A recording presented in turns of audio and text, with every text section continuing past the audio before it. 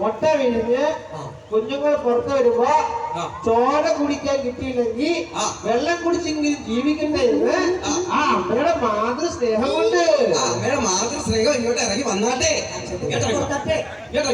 കൈ കൊടുത്തു കേട്ടോ. ഈ പുസ്തകത്തിൽ കിടപ്പുണ്ടോ? ഈ പുസ്തകത്തിൽ എഴുതിയിട്ടുണ്ടോ?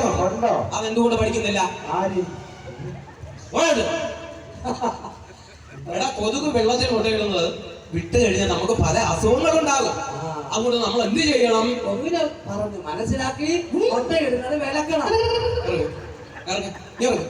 പോയി പറഞ്ഞ് മനസ്സിലാക്കണ കൊതുക്. എന്നാ നമ്മൾ കെട്ടിക്കിടക്കുന്ന വെള്ളം എല്ലാം എടുത്ത് മറിച്ചാൻ കളയണം. അങ്ങനെയാണല്ലോ ഈ ആറ്റില് ഈ കായലിലോ കിടക്കുന്ന വെള്ളം ആരും തിരിച്ചു മണ്ടത്തിന് പറയാ. നമ്മൾ വീടിന്റെ മുറ്റത്തൊക്കെ പാത്രങ്ങളിൽ കെട്ടിക്കിടക്കുന്ന വെള്ളമില്ലേ, അതെടുത്ത് നമ്മൾ മറിച്ച് കളയണമെന്നാ പറഞ്ഞത് കേട്ടോ. നമ്മുടെ വീട്ടിൽ കെട്ടി കിടക്കുന്ന വെള്ളത്തിനേ ഉള്ളൂ കുഴപ്പം.